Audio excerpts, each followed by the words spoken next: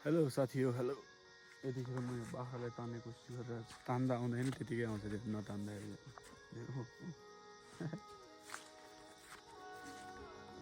एकदम जिद्दी छ यो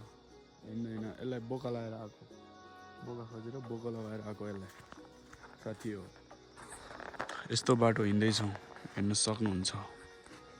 मुनितिर झऱ्यो भने त सक्यो खलास खलास यहाँबाट मुनि खलास जिन्जी पुलुत हुन्छ यो आउँदैछ यहाँबाट यस्तो बाटोमा म हिँड्दैछु भए पनि केही छैन मलाई डर लाग्दैन मलाई मृत्युदेखि कुनै डर लाग्दैन मलाई डर छैन ओइ लड्छ है साली छेउतिर जान्छ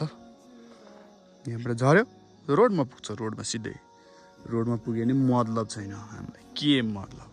पुग्छ नि यहीँबाट झरेर मर्न लेखेको छ भने मर्योस् के ठुलो कुरा छैन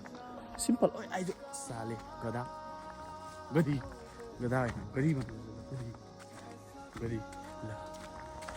यस्तो बाटोमा हिँडेर पनि हामीलाई होइन त्यस्तो केही समस्या पर्दैन हामी हिँड्छौँ के त्यति हामीलाई डर छैन न त डर न त त्रास केही चिन्ता छैन जे जस्तो छ त्यसलाई अपनाएर हिँड्ने हो बाँच्ने हो भन्ने कुरा हुन्छ नि त त्यही हिसाबले बाँचिरहेको छु यसलाई बोका लगाएर आयो अब यहाँबाट चढ्न सक्छ यस्तो बाटो छ होइन सक्छ होला समथिङ रङ समथिङ इज रङ हेर्दा यस्तो छ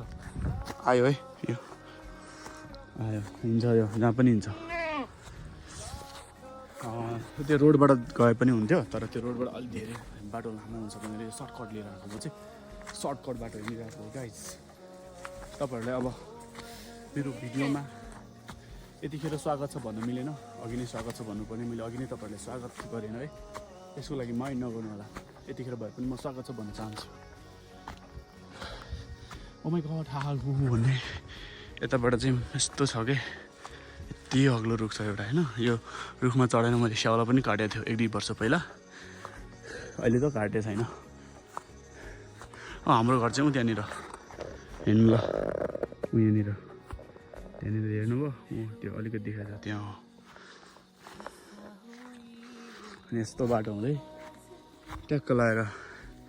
यहाँबाट यस्तो सिनहरू देख्न सकिन्छ तर यो अप्ठ्यारो बाटो हिँडेर आएको कारण चाहिँ के भन्दाखेरि अलिकति सर्टकट होस् भनेर होइन त्यहाँ मुनिबाट पनि बाटो छ यहाँबाट पनि बाटो छ है त यताबाट रोडै छ यहाँ मुनितिर सब रोड हो है कर साली हामी लगभग घर पुग्न लागिसक्यो गाइज अब आजको भिडियो यति नै हो भिडियो त आउँछ नै भरे पनि तर भए पनि अहिलेको भिडियो चाहिँ यति हो भन्नु खोजेको हो गाइज अलिक सासमा पऱ्यो अहिलेको लागि बिदा हुन्छौँ नेक्स्ट भिडियोमा भेटौँला गाइज है